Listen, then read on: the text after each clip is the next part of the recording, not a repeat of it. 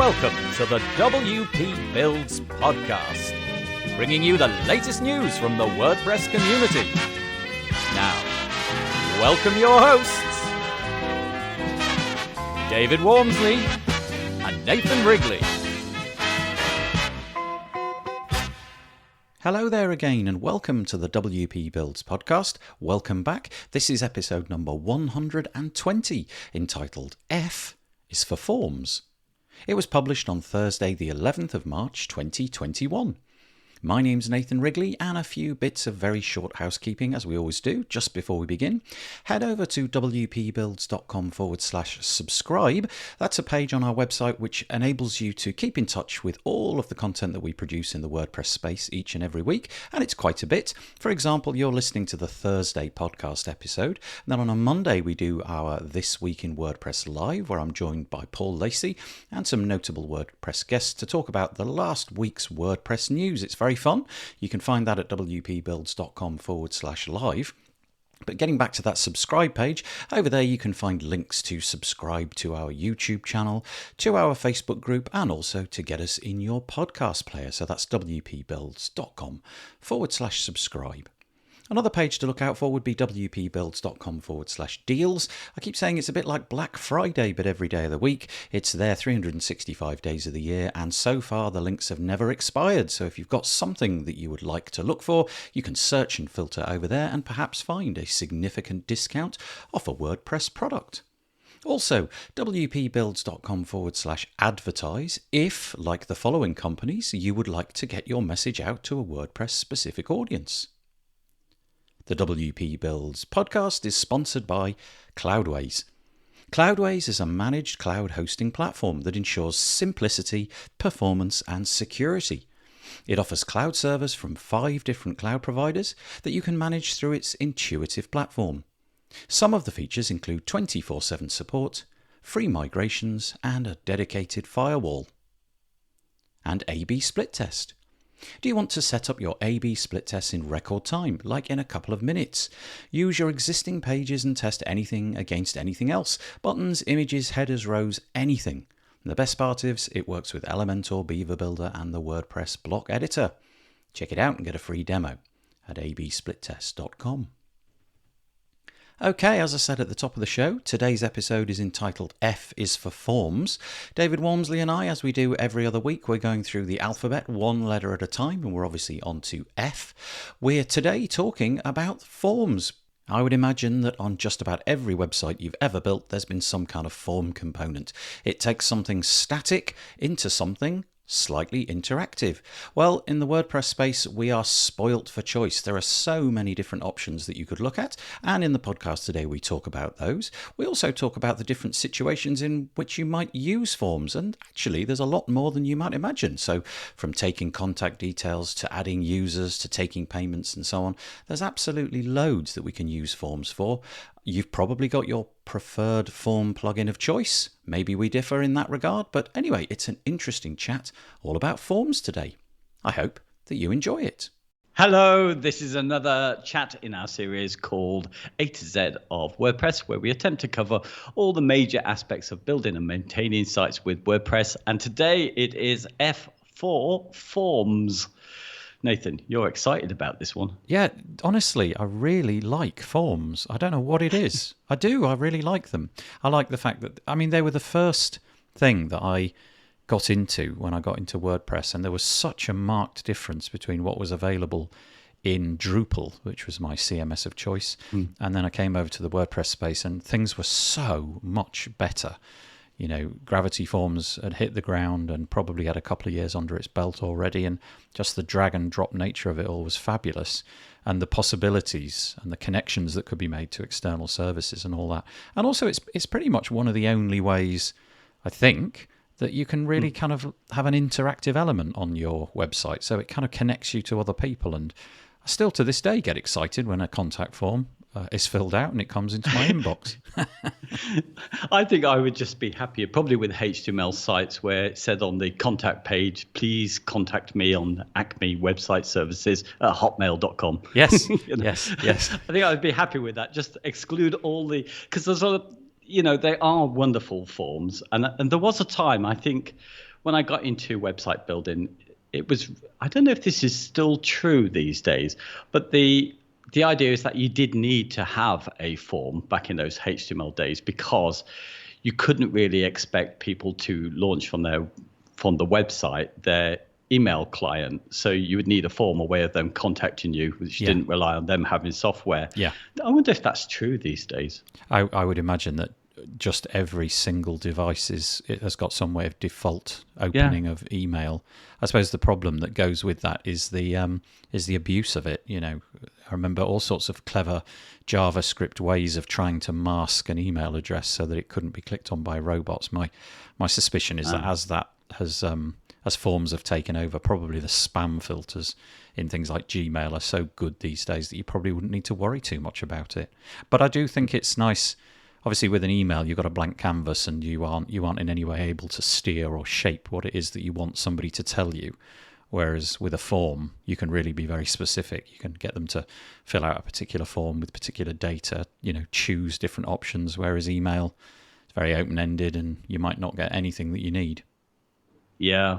Well, I mean, for sure, it's a big thing in WordPress, because on the repository, when you kind of look at the most popular plugins, it is Contact 7. Which is the kind of top plugin out there. So Contact Form 7, yeah, that's really popular, isn't it? There's millions and millions and millions of downloads. Actually, they had a vulnerability a few weeks ago, and it really brought into stark relief how important it is to keep that plugin updated. Because with a plugin with millions of installs, if there's a vulnerability, then that can be really serious. Yeah, and I think that plugin itself is used, I would guess, mostly. I've never used it, but I think it's just for those kind of simple forms on a WordPress site where people are not building professionally. I mean, have you ever used Contact 7 on a professional build? No, like I said, as soon as I got into WordPress, the thing that everybody was talking about was gravity forms, and so I just went with that and really never looked back. And it's only and very recently that my eyes have even wandered to other different options. I was so impressed with everything that could be done. And remember, this was in a day when virtually nothing was drag and droppable, and it was so beguiled by the fact that you could drag fields in. And although by today's modern page building standards, that old interface is getting a bit tired, in its day, it was a complete revolution. You know, you could reorder form fields, drag different form fields in. There was obviously a whole slew of different form fields, checkboxes, radio boxes, text areas, emails, all of this. And all of the tricky stuff when you had to build this with HTML, PHP, and so on, that was all a nightmare to put together. And suddenly I could do it without thinking. It was great. Yeah, and it's probably one of the longest plugins that I've had, the longest standing plugin. I mean, I missed out. It's been around for over 11 years now. Oh, wow. Wow. Yeah, it even had a lifetime deal when it came out. Some people did missed very out on well. that. Yeah. So, but I did play around a little bit. I remember, I think the first time I was fiddling around with WordPress, there was Cforms. I think that's what it was called around at the time. And I think that was about all that was available in the early days of WordPress. But it's died. I think there was a Cforms version 2 came out, and I think it's still around, kept for prosperity. It's kind of like a museum of old plugins for WordPress. It's kind of kept around. But yeah. So yeah, that's really my experience when I got serious, was gravity forms. But this is the thing, isn't it? We're talking about kind of the simple form entry that most people need, but there is a whole bunch of other things which we come to rely on now, and what forms take care of for us. Things like taking payments. I think now, sorry, just going into that for 1 second. I think now when you go to look at these different form solutions, and we'll get on to what different rival products there are, you really are presented with a barrage of different choices and different capabilities and the amazing plethora of things that it can do. My suspicion is that most people probably do only need something like Contact Form 7, a very simple, I need a name, please, an email address, and a message box, and then a submit button, and then some kind of check to make sure those either have been filled out or filled out correctly. But now, the sales pitch is all of the different things that you can do. So sorry, I've interrupted, but hopefully that'll lead you back into what different things you can do with forms. Yeah, well, we kind of made a list, didn't we, together? And that was taking payments is a big thing. I think most of the commercial offerings allow you some way to connect up to something like Stripe or PayPal. Yep. We've got subscribing to email lists, obviously a big thing. Yep. So those connections to all of those different services like MailChimp, etc.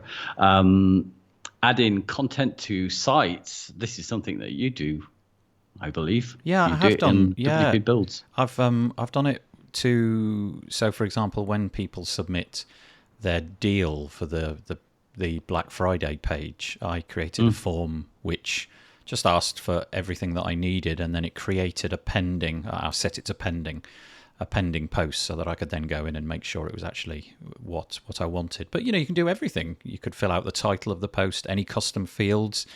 The solution that I had mapped to ACF fields, so that was quite nice, including date fields, and also it would set the featured image for you and the categories for the post, everything. So it was wonderful, and it just makes that job of collecting specific types of content really easy. And there's a whole bunch of form solutions that'll do this. Yeah, I think that's when it gets really exciting. You adding users is something you can do. I'm trying to think where you might use that. Yeah, I guess if you want to, if you want to subscribe people, let's say to a membership site or something, and the WordPress default option of basically username and email address and a password is not enough. You might need to get some more data about, I don't know, where they live or date of birth or something. You can create all of those different connections as well, so you can add more complex users than the regular WordPress users. Yes, I'm forgetting that actually. I've needed to do that. I built my own membership thing, and actually it was a Gravity Forms add-on that did registration, and it was used for that. Yeah. So sending and receiving files, it can be used for that. And that I put here as well. Send in support questions as well. So acting a bit like a support system. Yeah, that's a really useful thing. The one thing I would say is I had a really interesting experience with this recently, in that I built a form. I won't go into the details, but it was on a personal site, and I needed to share the form with a bunch of my actual sort of real world friends, people that live in the vicinity of where I am. Mm-hmm. And I was really surprised by their response. So I probably sent this to about 30 people, and there were about 6 different fields, and about half of those people who responded just sent me an email saying, we're not as tech savvy as you, can we just send it as an email? And the thing which tripped them up was uploading an image. I mean, it was a simple upload field, but they're so wedded to the fact that they can do this off their phone now. It was just easier for them to send it as an email. So that was a surprise to me, even though I figure that the complexity that you can create in forms is brilliant. I love that. It was a salutary reminder to me that actually some of the complexity that we add in, even the basic things, are not what people are comfortable with. They would rather use email. They fall back on familiar things. And so I often find myself creating complicated forms, and then it really did wake me up to think, well, I wonder how many people just get a quarter of the way through this and think, oh, forget it, I can't be bothered. Yeah. So just a bit of a warning, really. Yeah, I've read a lot. I mean, we were talking about this earlier, and I was saying that when I got into website building, I was reading things like Smashing magazine, and there was lots of articles all the time about forms and conversion and how to make forms more accessible, how to kind of reward the users when they're filling in forms, to reduce the number of fields, of course, because that, when people see a form, it seems like hard work, so they try and avoid it. So you try and, hide and reveal stuff, so things are dynamic, so they appear, so it looks like a simple form they start off with. But things that I just don't see in WordPress plugins are the things that used to be featured in these kind of articles that I saw, where there would be nice interactions. So if you typed in correctly a standard email address, it recognized the characters were correct. It give you a nice little tick box that would appear to encourage you to move along. Yeah. And rarely do I see anything like that in the WordPress forms by default. There's nothing that kind of encourages to move along. So I'm surprised. I wonder whether I'm out of touch with this kind of stuff, whether it's not important. Yeah, that's a good point. The only way that I've ever achieved anything like that is I've for example I've hidden the submit button with some conditional logic. Probably it was in Gravity Forms, such that you had to complete the form or at least complete the mandatory fields before the submit button would appear. And then kind of it occurred to me that was just a bit pointless because, they would submit it and it would fail anyway, and hiding the submit button probably just sent the message that, oh, there's something wrong with this form, it's broken, there isn't a submit button. So I was trying to be a little bit clever, but I know exactly what you mean. You sign up for SaaS services, and very often the mere completion correctly of a field gives you some visual feedback to say, yep, well done, you're on to the next step. And it's quite a nice little feature. It's not adding a lot, but it also at the same time it's just sort of pushing you through the hoops and encouraging you to go. And again, I think you're right. I can't think of anything like that in the WordPress space. No doubt there is, and we'll be told, oh, good grief, yeah, you can do it with this, that, and the other. But I don't know of anything. Yeah. Should we talk a bit about the responsibilities that come with forms? Because I don't think anyone new to WordPress, certainly not me, was kind of aware of what we have to deal with forms. There's accessibility these days, of course, and it's a key part. I mean, I think Gravity Forms is doing a new update where I see they've got an accessibility expert in to check over the stuff, and they needed to make changes. And this is a Forms plugin that's been around for 11 years. Yeah. So there's all sorts tied up in this, isn't there? So there's tabbing between different form fields correctly, but also what the screen reader sees each time. And my suspicion would be that in many cases it's probably reading something out that is of no consequence to the user. So I don't know, it might be reading out your@email.com, which is the bit that's pre-filled inside the field itself, whereas actually it should be reading out what's your email address.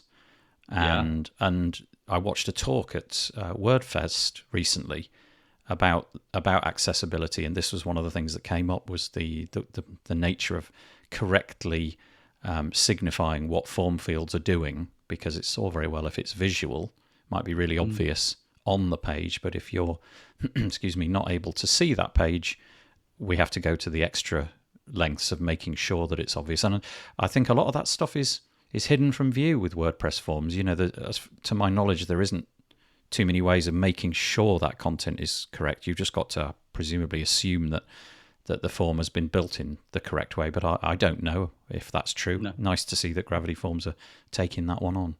Yeah, well, there's interesting things, even like in the markup. I mean, I know there's a change in the CSS, which we'd expect to change for layouts, but there's even the markup. So for its whole history, the forms have been list items, but that's going to change. Right.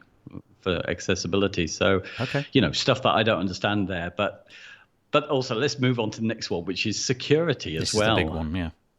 Yeah, it is, because it's another route into your WordPress install, isn't it? And, there's probably the type of plugin that's most likely to have vulnerabilities, I guess. Yeah. But certainly, what was you talking about? Contact Form 7.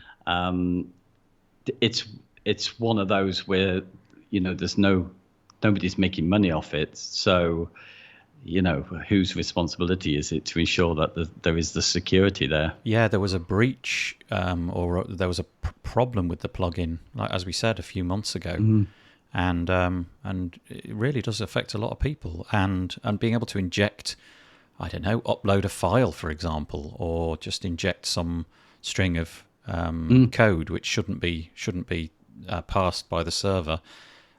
There's an awful lot at stake here, and obviously the more mature they get and the more popular they get, the bigger the attack vector.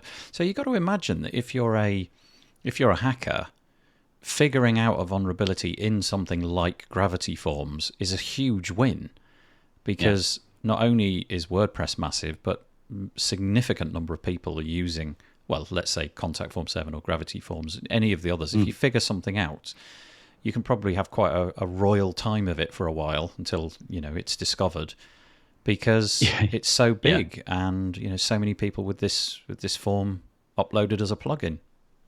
I think Contact Form 7 is quite tricky, because to get a really good experience with it, mostly you need some add-ons which are created by another third party. Yeah. So you can, I think moving on to maybe one of the other points, which is data protection now, which goes with forms, in order to, a lot of people might want to have an add-on for something like Contact Form 7, which will allow you to store the entries in your database.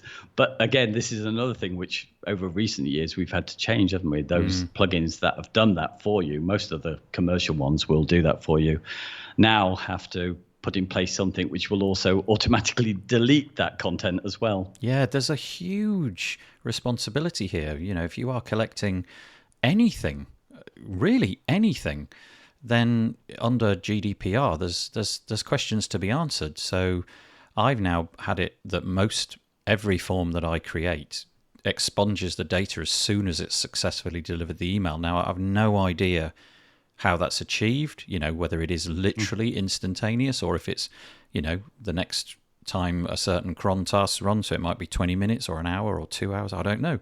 But I'm just relying on the plugin to do that. And I just don't want that data sitting around on my server because it's just not a good idea. Yeah.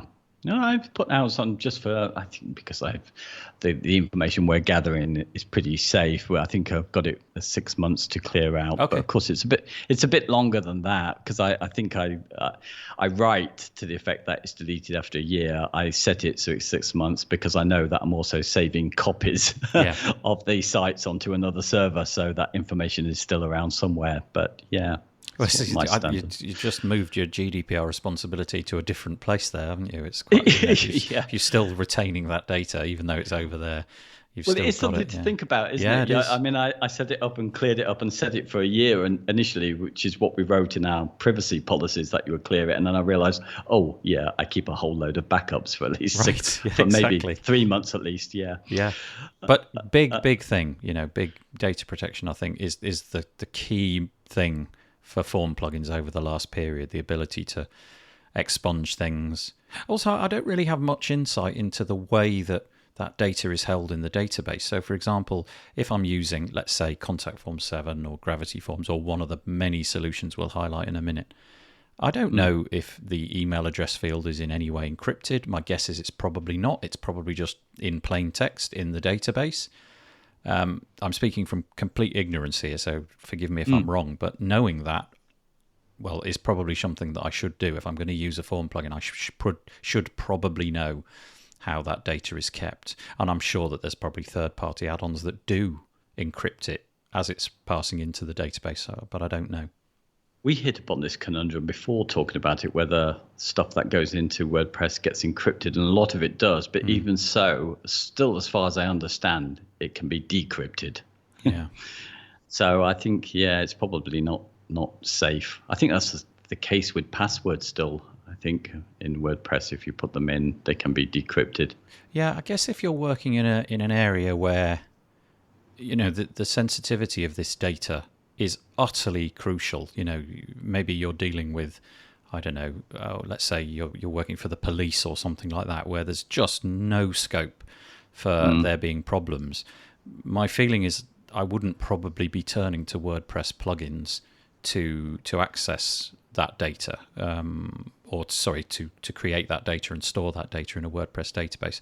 I'm thinking at that point I would probably be looking further afield to third-party SaaS apps that have a deep understanding of the way that their data is held and stored, and can probably give you some assurances as to the way it's encrypted and what kind of encryption is in place.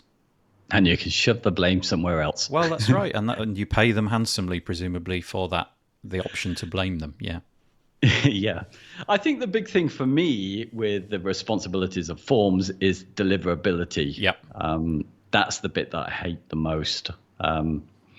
So you must run up against the same kind of issues, because we're both managing our own servers effectively. So yeah, I've never asked you, do you have a transactional email service which is making sure that your emails are getting forwarded from the server? I do. I have done for quite a long time now. I use Amazon SES.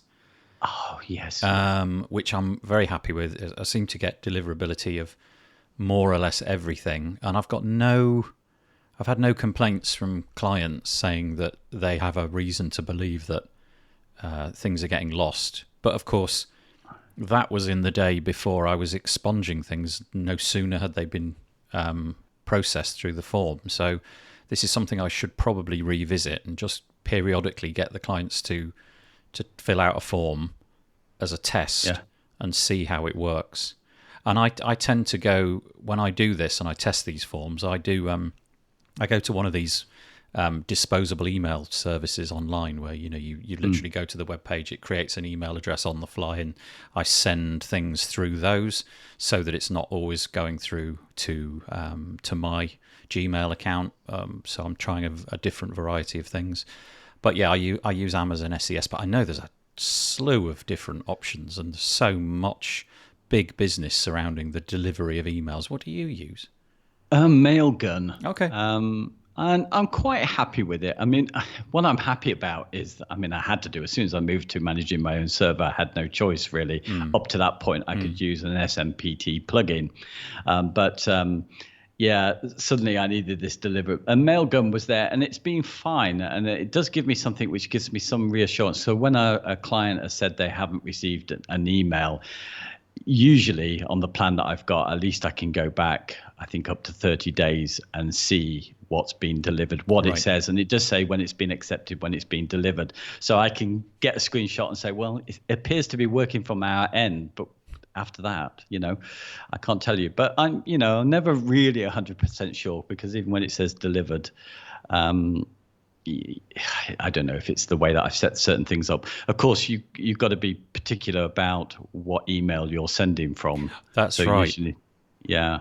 I've had I did actually have a client who was signed up because they were basically to cut a long story short, I got an email from Amazon saying, are you aware that this type of email is going out? There was nothing weird about it. It was promotional. And for this service, Amazon SES, you're not really supposed to send promotional emails. It's supposed to be transactional. So if they clearly see that you're trying to drum up some new business and spraying it to an email list, they see that in a bad light and they threaten to cut your account off. In this case, it was a question of just informing the client that they needed to find another solution, which they did. It was no big deal. It was just a misunderstanding of what it was capable of. But yeah, I really don't have a great deal of insight into which email clients accept things from, well, in my case, Amazon SES 100% of the time, or how it works. But I've had no great complaints. I do need to watch this every so often, because I've noticed with Mailgun, because I'm going for a cheap account on it, I don't have a dedicated IP, so it's shared with other people who will abuse the system. So occasionally you do get blocked, and I've noticed this a lot with UK, particularly with BT Internet, which is kind of the British telecom internet service. They seem to complain. They've complained a couple of times over the IP addresses, so they're probably on the ball. Yeah. So you do have to watch out for it, because if you're suddenly banned there and you don't know, so it's quite a big responsibility. I still like my idea of my Hotmail address. Yeah, that's it. Yeah, I was actually quite surprised that Amazon had picked this up, to be honest, because it wasn't that it was missing crucial things like an address at the bottom or a unsubscribe link or anything like that. It was the content, it was the wording of it. So I don't have an answer to this. I don't know if it was a human that spotted it or if it was an algorithm that spotted it. Literally no idea, but they did, and it did transgress their rules. And so whatever system they've got in place, I did get some assurance from that, because I felt, well, they are actually looking at what's going through their network and checking it. So props to them, really. Yeah, absolutely. With you spot this a lot, don't you? If you're in any of the forums, as I am with Beaver Builder, you often, there was a question actually only about a week ago where someone says, my emails have stopped coming. They used to come. And I think it's because a lot of server setups, a lot of hosting will have something on there that will send, but things will change with that hosting, and then suddenly you have to introduce them to the idea that they're going to need a transactional email service, or they're going to need an SMPT plugin to make sure that they're going to get that deliverability. And I see this so often. No one knows this. They install a Forms plugin. It maybe works on their hosting for a while and then stops. Yeah. Yeah, I mean, certainly it's not a good idea to be sending out through PHP mail through your own IP address. It is. I would go as far as to say it's crucial that you set up some third-party service, even for the, for the modest amount of emails you might get. So in my case, Amazon SES is a pay per send model, and I think the pricing is crazy cheap. I think it's maybe it's 100 or it's 1,000 emails per US cent. I mean, for a site, a modestly small site, you're talking a handful of dollars for thousands and thousands of emails. So economically, there is no justification for not using something like that. I don't know what the pricing is for Mailgun. I know that quite a few of these services have a fairly substantial free tier where the first, 5,000, 10,000 per month come at no cost, and then you build a payment plan on top of that. Yeah.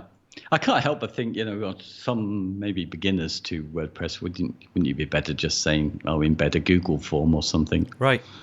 Again, if you want to stay clear of all this, why not go to one of the SaaS apps that does this, and like we say, Google Forms will do that for free, won't they? That's a good point. Yeah. Then again, though, if you're accepting data, I'm sure Google have got that covered, but I could be wrong. I'm not sure whether I'd be wanting to store confidential stuff in a Google Sheet. I'm not sure. Yeah. So I've really brought down the excitement of forms, haven't I? You've blown it for me. I'm curious to know actually which I'm going to say this correctly because I noticed that you've said this incorrectly twice. SMTP.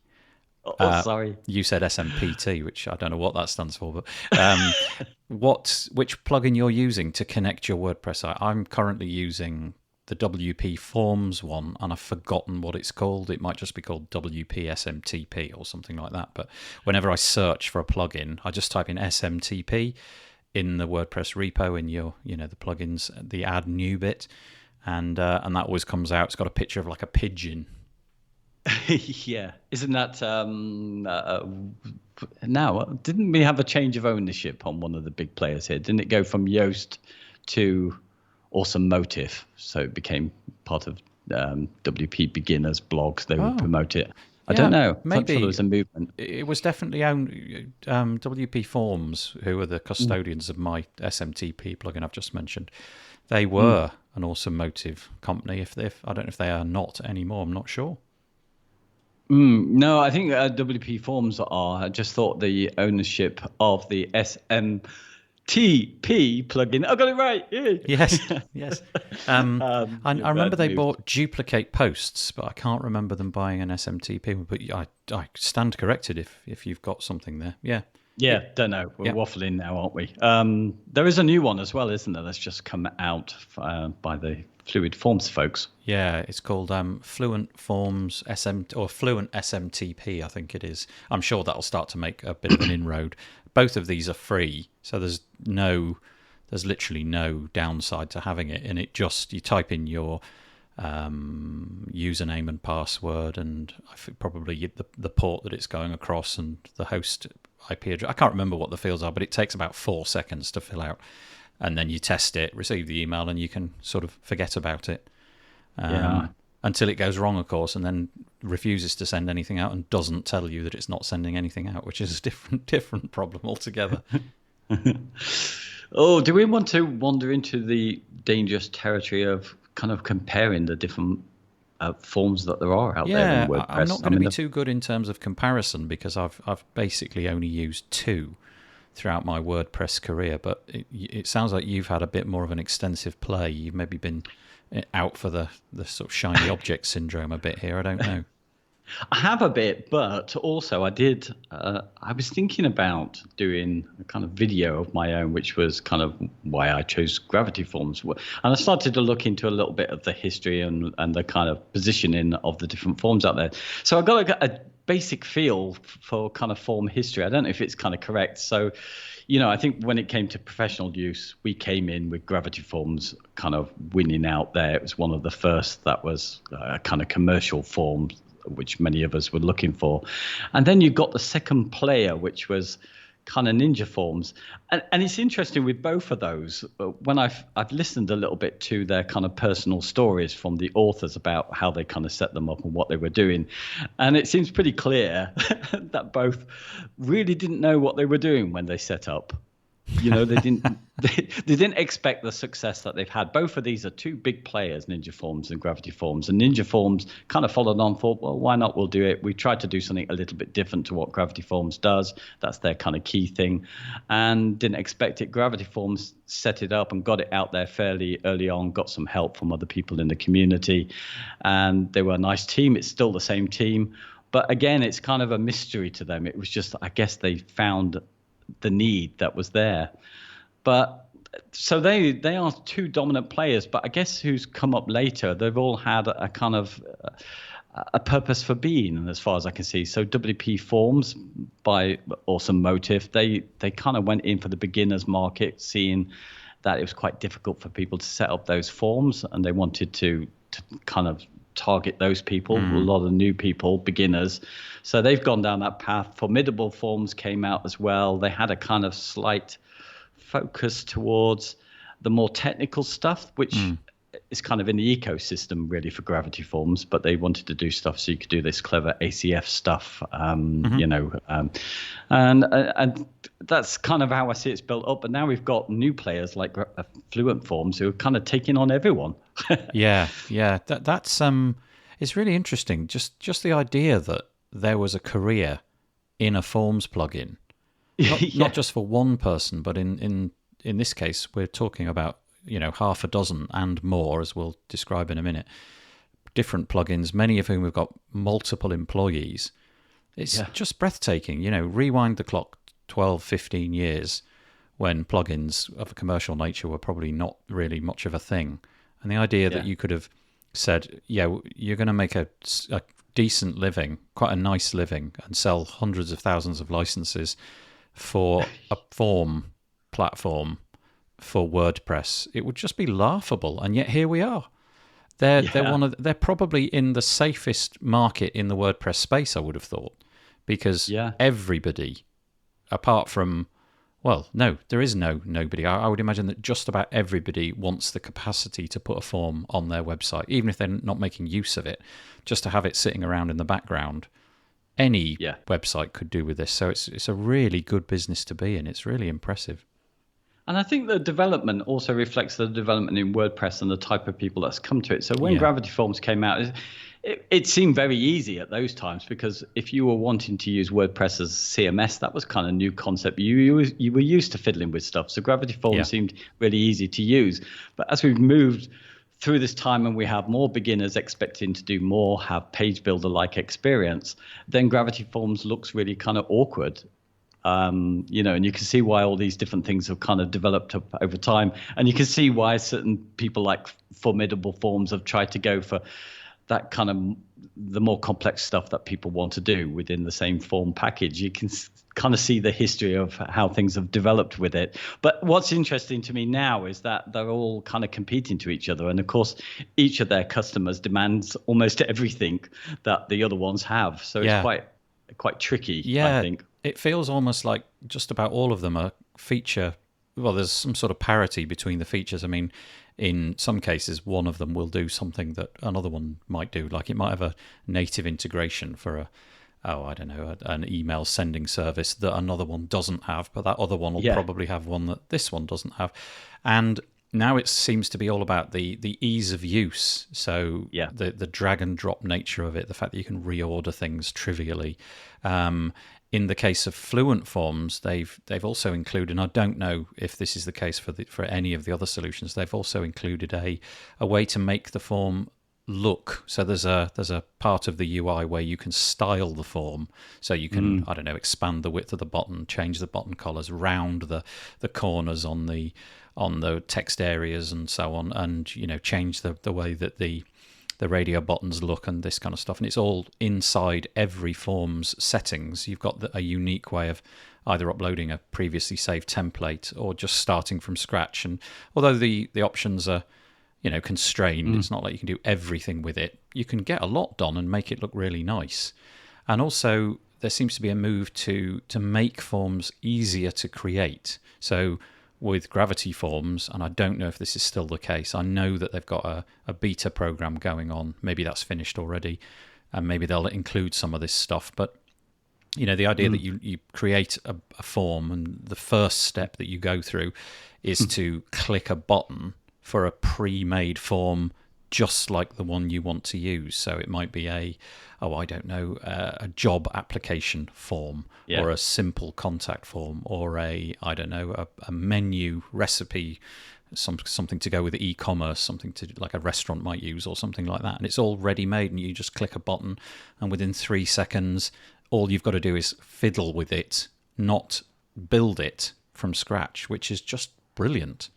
Yeah, I mean, Gravity Forms have had for some time an import facility, and they've got a few templates, but very basic ones. Yeah. I think they still are separating their kind of ground. I think, I guess Gravity Forms can't change much because of the huge ecosystem. I mean, we're talking about, can you imagine anybody making a living out of a forms? But can you imagine some of these companies that we've got, like Gravity Perks, and I can't remember the names of other Gravity ones. View is another one as well. Gravity Views, that's it. There's a few big companies out there who that is their business, making add-ons for a Forms plugin. Yeah, wow. That's incredible. So people making a living off of the back of another plugin. That is amazing. Yeah. Yeah. I mean, there are a whole bunch of others which are hard to really place, because I kind of see them, this may be unfair, as ones that just add in. So you mentioned the one that was by WPMU devs. What was it called? It's called Formulator. Yeah. Formulator. I think it's doing really well in the repo, because they've taken the approach that whilst all of their plugins have a commercial angle, and you have to sign up for their membership in order to make use of the more interesting features, so we say, all of the edge case features. Apparently the free version is amazingly feature rich.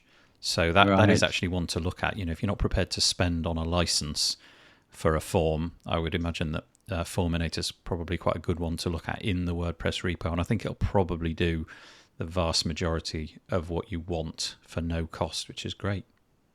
Yeah, and there's one that has now been bought by the Ninja Forms folks, which is Caldera. Yep. Which the guy behind that, I've seen him on a few interviews, really nice guy, and he's kind of always said that, against these big players, he has to do something different. And I think that was Ninja Forms' idea, is to do something a little bit different from what was in there. So now they're kind of grouped together. But it does seem like we've got a lot of forms out there. There's a few free ones. I was looking around earlier. There's one called Simple Basic Contact Form, a freebie out there. There's one, obviously, in Jetpack. Yeah. So you've got a form there.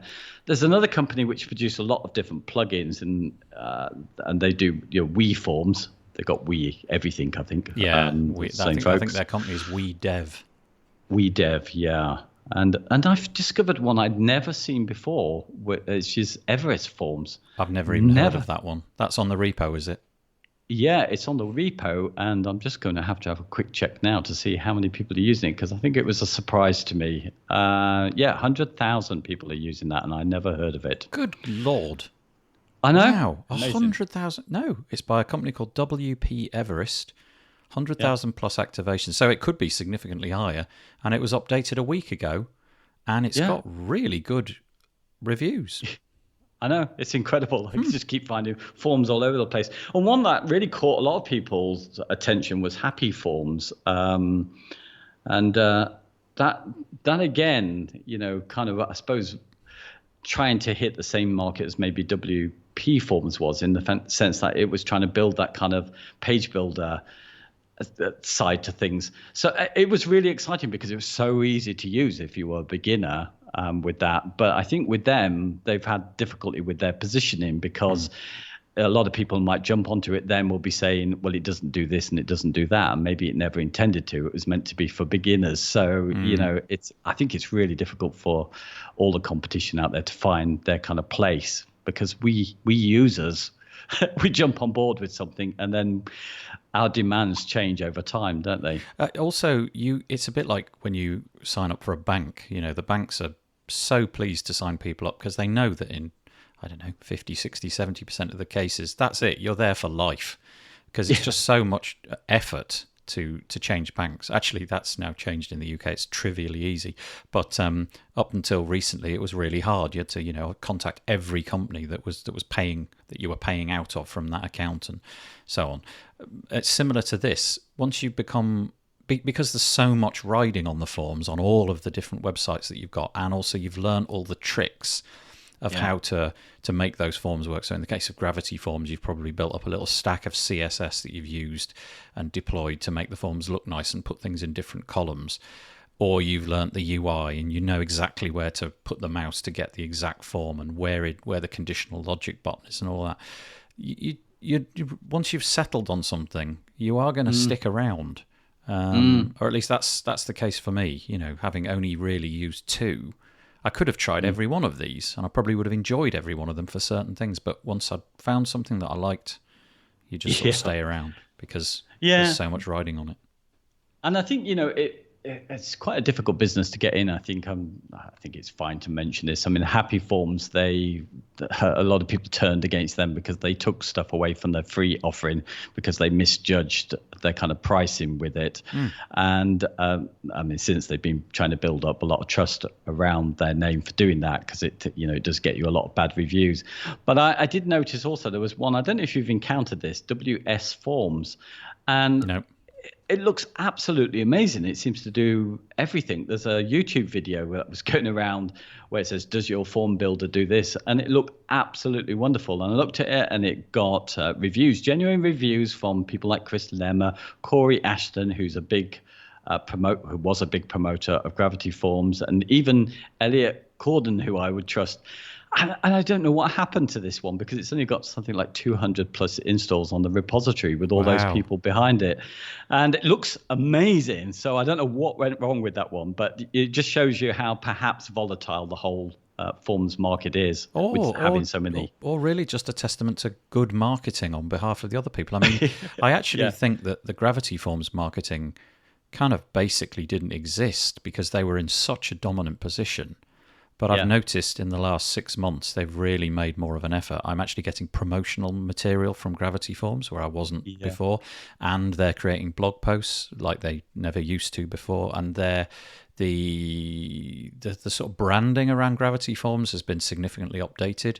So I feel that this space is so saturated with so many different options that it doesn't matter how good the tech is. So in the case, this one that you mentioned that's only got 200 installs, WS Forms, it might be the best solution for just about everything. And certainly, from everything that you've just said, it sounds like something we should all be looking at. Maybe they're just lousy at marketing, and the fact that nobody's heard about them is a testament to how good the other people are at saturating that space with their own messages. Yeah, exactly. It's much of the success in WordPress now comes down to marketing. I think Gravity Forms, for me, I'll be one of those kind of people who stick with it because I know it. Yeah. It's a little bit clunky and some other stuff, some other competitors out there offer other stuff. But then it's got a long history of knowing who it needs to serve. It's got a big ecosystem that is going to watch out for it to make sure they can't really move too much. They can't make it into a rubbish plugin, can they? Because too many people are watching it all the time and depend on it. So I think some of the, the good coding stuff that will go with Gravity Forms will always be there unless it really does get overtaken by all the competitors. So watch this space. I don't see it as a slam dunk that Gravity Forms will be around forever and a day. I'm sure that it'll take quite a lot to knock it off its perch, but I do think some of these other players are beginning to chip away. Because I can see them everywhere. They're in social media, they've got their successful Facebook groups, they're creating other products which are compatible with what they do. So in the case of Fluent Forms, they've got this free SMTP plugin which we mentioned, but they've also got this CRM which obviously is supremely useful. You've got the form side to capture the data, and then you've got the CRM side to hold the data. Caveat emptor, everything we said a moment ago about security and making sure that data's safe. But having all of those different things in a much bigger ecosystem make it quite desirable, which of course Gravity Forms has with all of the third-party plugins that you can buy to wrangle the stuff that Gravity Forms sucks in. Yeah. It's definitely not a cheap approach. I think probably people who are successful at marketing are obviously Awesome Motive, who own WP Forms, and that's taken off again. A lot of what helps these along, including Gravity Forms from the beginning, is the lifetime deals that a lot of people pick up. But I mean, they are excellent at marketing, because with running the most successful blog in the WordPress space, WP Beginners, that's a good start. And with owning so many other products, it's easy to feature the forms. But with their stuff, it's always pretty well made, isn't it? They always get good developers. Yeah, I mean, I've just got no complaints about the two form solutions that I've tried. I'm certainly going to link to all of these different form plugins in the show notes. Every single one that we mentioned, I'll try to find the most appropriate link for it. In most cases, that'll probably be the WordPress repo, and then you can find the link from there if they've got a premium version. But so much stuff, really. Just fascinating. I would not like to be myself a plugin developer in this space, just because I feel it is so saturated. I can't think of anything else, any other plugin area where there is so much competition. Forms seems to be the one that not only shifts a lot of product, but also there's a lot of competition out there, and it must be hard to keep up. Yeah, absolutely. So, okay. Do you think we've done forms? Yeah, I'd say so. Yeah, I think so. So next time in a couple of weeks, we'll be doing the letter G, but we're not entirely sure what that means yet. Yeah, we've got to argue which one we're going to go with. Yeah, actually, G is for something anyway. Yeah. Okie doke. Okay, yeah, thanks for that. Nice chat. Well, as always, a fascinating chat with David Waumsley. It's always so interesting talking about these subjects. Something seemingly on the surface as banal as forms can offer so much choice in the WordPress space, so much competition for features and different types of plugins that you can install in your WordPress website. If you've got an opinion on this, head over to wpbuilds.com/Facebook. That's a link to our Facebook group. You can leave a comment in the thread there. Alternatively, find it on wpbuilds.com. It is episode number 120 in our podcast archive, which you can find in the archives menu at the top. Let us know what you think. Let us know which plugin you choose and why you've chosen it. The WP Builds podcast is brought to you today by Cloudways. Cloudways is a managed cloud hosting platform that ensures simplicity, performance, and security. It offers cloud servers from 5 different cloud providers that you can manage through its intuitive platform. Some features include 24/7 support, free migrations, and dedicated firewalls. It was also brought to you by A/B Split Test. Do you want to set up your A/B split test in record time, like in a couple of minutes? The new A/B split test plugin for WordPress will have you up and running in a couple of minutes. Use your existing pages and you can test anything against anything else. Buttons, images, headers, rows, really anything. And the best part is it works with Elementor, Beaver Builder and the WordPress block editor. You can check it out and get a free demo. That's at absplittest.com. Okay, thanks for listening once more. We will be back next Thursday for a podcast episode, but because we've just had an episode with David Waumsley, we flip and flop. Next week will be an interview episode, and I'll have some notable WordPress plugin author or theme author or something like that on next week, and then in a couple of weeks' time it'll be back to David Waumsley, no doubt talking about the letter G, because that is next in the alphabet. Join us on Monday, wpbuilds.com/live, 2 p.m. UK time, where we're going to be having some notable WordPress guests live on the show, and we always enjoy it when people come in and comment, and then we publish that, repurpose it into a video and also into our RSS feed for our podcast listeners. That comes out on a Tuesday along with our newsletter, so you can subscribe to that as well. All of that can be done at wpbuilds.com/subscribe. Okay, that's it for this week. I hope that you enjoyed this show. I certainly enjoy making it each and every week. If you've got any comments, please let us know what you think. We will be back next week. Have a good week. Stay safe. I'm going to fade in some cheesy music and say bye-bye for now.